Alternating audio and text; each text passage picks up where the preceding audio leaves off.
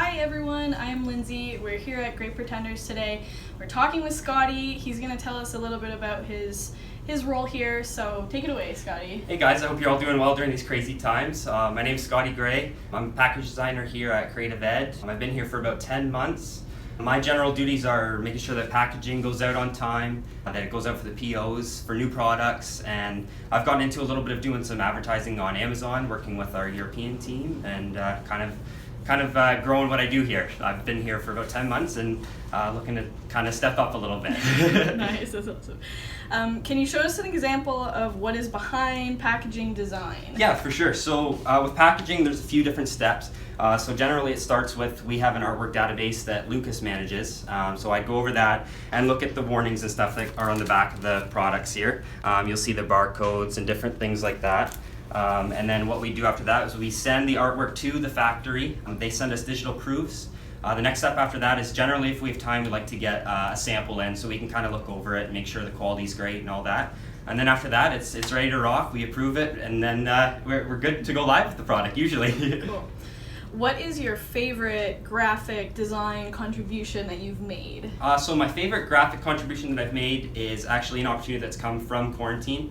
I'm working on Amazon advertising with the European team, and it's kind of like a web design sort of thing. So I'm enjoying it a little bit because when something gets sold, you feel more like you have something to do with the sale, I guess. Your products kind of, you see it kind of translate into money for the company, and it's a good feeling for sure. That's cool. We hear that you are a bit of a wordsmith. You've kind of become known for that around here. Is that something you've always been good at? Yeah, so growing up, I'd say I was probably a 70s student, but then in English, for whatever reason, I was always a high 80s. Nice. Gym and art and English, for whatever reason, all I could really muster up in high school. So Same thing. How have you been finding working from home?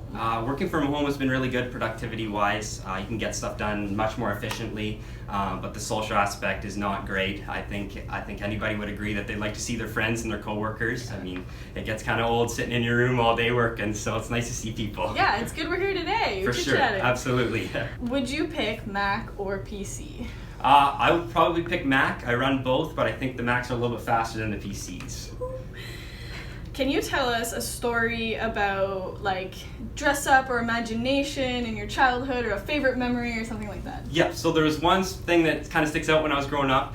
We have this OHL team here they're called the Sarnia Sting. I was a big hockey fan growing up. I think I came out with a hockey stick, to be honest with you, but we used to have this tent in my house, and I guess it's pretend play. It's right off the Great Pretenders Alley. We have this tent, and the Sting used to come out of this big ginormous bee when they came out on the ice before their games, and I thought it was the coolest thing growing up. So I got this tent, and I used to come out dressed like a hockey player with a mini stick when I was 3. I'd get my parents to flicker the lights with some crazy techno music, and I'd be ready for the NHL. So.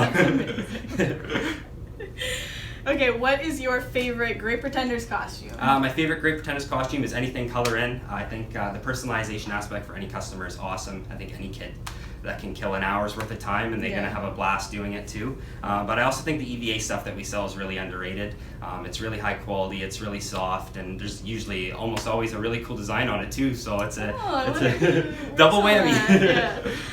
If you could have one superpower, what would it be? I'd probably want to fly. I think having another perspective on the world would be really cool. Cool. Why do you think packaging is important? I think packaging is important because it shows the customers all the legal information that goes into a product, first and foremost, like the warnings and stuff like that, or something that a customer needs to know right away. Especially for kids stuff too. Absolutely, yeah, small parts, long cords. But on the other hand, I think packaging is really important because it sets a mood for the product right off the bat. Yeah. Before a customer even picks it up, the first thing that they see is the packaging, and they're more likely to buy something if it has a cool graphic on the box versus something that's bland. So that's where my job kind of kicks in, and it's my duty to kind of make sure that things look okay to go out. Yeah, that's awesome. Okay, thank you for chatting with us today. Thank you for interviewing me. And thank you everyone for watching, and we'll see you next week. See you, everybody.